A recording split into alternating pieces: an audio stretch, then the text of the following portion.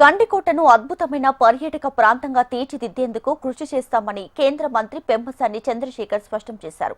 అధికారంలోకి వచ్చిన 3 నెలల్లోనే గండికోటకు కేంద్ర పర్యాటక శాఖ మంత్రితో మాట్లాడి సుమారు 78 కోట్ల రూపాయల నిధులను కేటాయించామని చెప్పారు. జంబలమడుగు ఎమ్మెల్యే ఆదినారాయణ రెడ్డితో కలిసి గండికోట ప్రాంతాన్ని కేంద్ర మంత్రి పెమ్మసాని చంద్రశేఖర్ పరిశీలించారు. శిథిలమైన నిర్మాణాలను, అద్భుతమైన శిల్పకళ నైపుణ్యాన్ని పరిశీలించిన ఆయన ఈ ప్రాంతాన్ని మరో గ్రాండ్ కాన్యన్ గా పర్యాటక అభివృద్ధి దిశగా నడిపించాలని అధికారులకు సూచించారు పెమ్మసాని.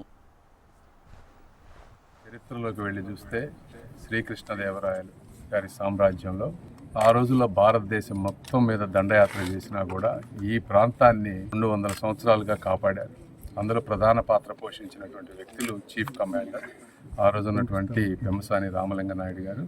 అదేవిధంగా వారి తర్వాత 1350 నుంచి దాదాపు 200 సంవత్సరాలు 1550 వరకు ఈ ప్రాంతాలని కాపాడుతూ హిందూ సామ్రాజ్యాన్ని పరిరక్షించినటువంటి వ్యక్తులు. ఈ గండికోట ప్రాంతంలో ముఖ్యంగా ఈ చుట్టుపక్కల ప్రాంతానికి కావాల్సినటువంటి సేనలన్నిటికీ అందరినీ కూడా శిక్షణ ఇచ్చేటువంటి ప్రాంతం ఈ ప్రాంతం. అదేవిధంగా ఈ కోట కట్టడాన్ని మీరు చూస్తే 3 వైపులా శత్రువులు ఎక్కడ రాని విధంగా ఒక అద్భుతమైన వ్యూహరచనతోటి బిల్డ్ చేశారు. ఓన్లీ ఒకే ఒక ఎంట్రన్స్ ఉంది. మరి ఆ రోజుల్లో వాళ్ళందరూ వచ్చి మీర్జుమ్లా వీళ్ళందరూ 2-3 నెలలు ఫైట్ చేసినా కూడా దీన్ని ఛేదించడం చేతగాని పరిస్థితుల్లో ఒక విష ప్రయోగం చేసి పెమ్మసాని వారిని చంపిన తర్వాత మాత్రమే కోటని చేజిక్కించుకోగలిగారు.